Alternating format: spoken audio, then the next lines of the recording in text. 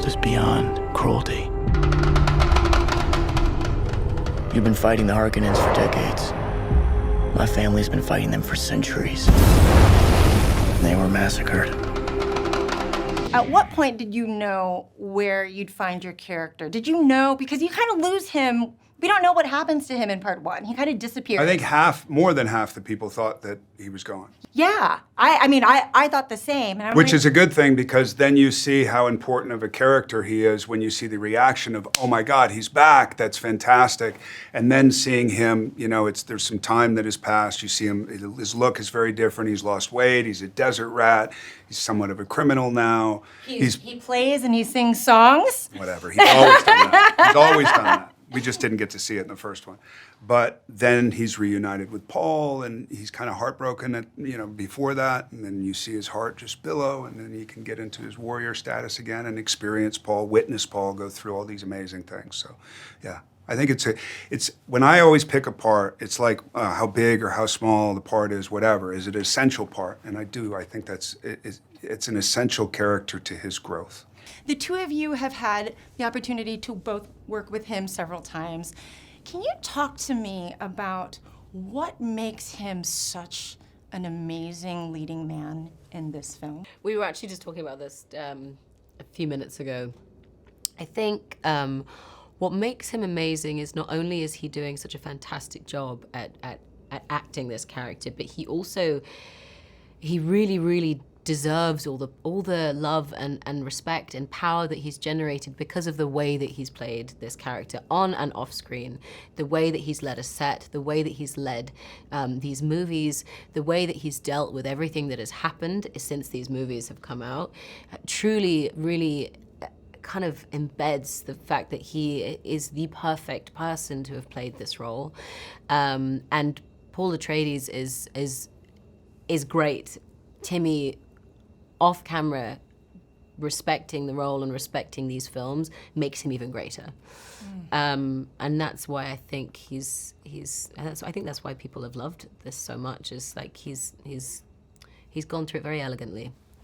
Fade Rother, he's psychotic.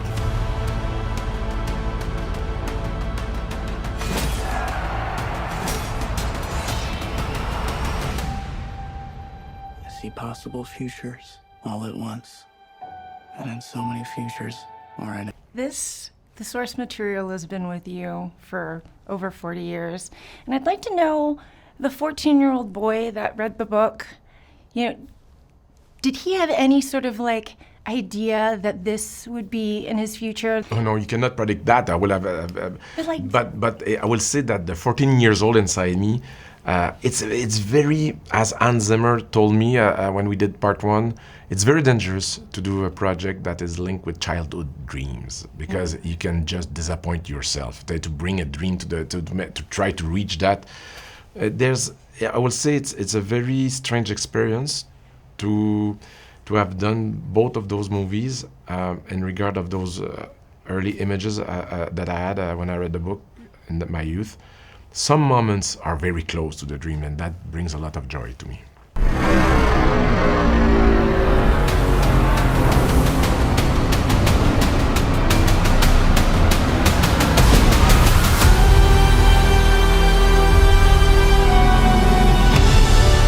My allegiance is to you. Do you believe me? In the first film, you and Greg, the fantastic Greg Fraser, put together this book. Yeah. And you've done a second one. For you, what was the creative, outlet for you in being able to do the poetry in tandem with working, in this movie, and then, being able to release that into the world? You're more involved. You're just more immersed. You have the acting thing going on. When we were doing Dune 1, it was Tanya's idea, Tanya LaPointe, who said, why don't you guys, I know Greg's taking pictures, Josh is writing all the time. She's read my writing, so she said, why not do something together? So they did a limited edition. It sold out a bunch of times. So then this time it's more affordable. It's like $60 instead of like $600. And I think this one's better because it's both 1 and 2. There's new writing, there's writing from the other one, and it's just it's an excuse to do something else together. When you like the people that you're working with, you look for projects just because you go, I want to spend more time with you. I like who you are. I like the standard that you create, you know. To finally be able to really entrench yourself in Chani, you know, what was that experience really like with her heart? Because this is a love story, man. Yeah. Yeah.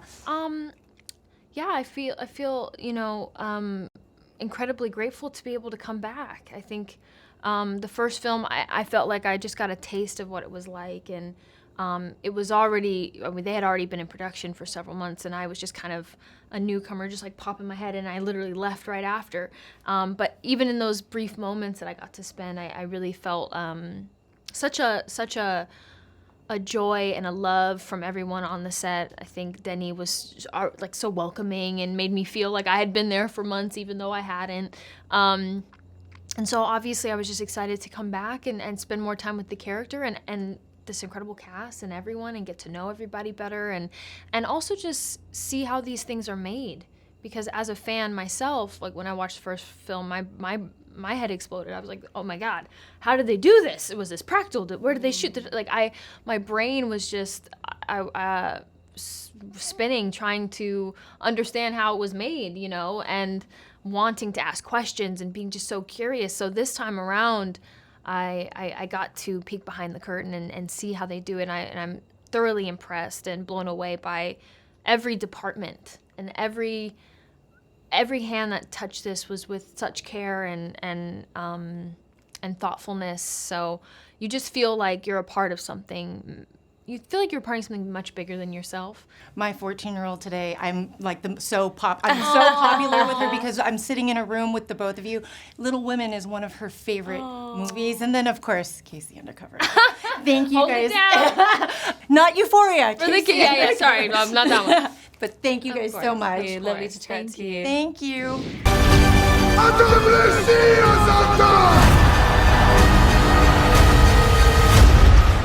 He who can destroy a thing has the real control of it.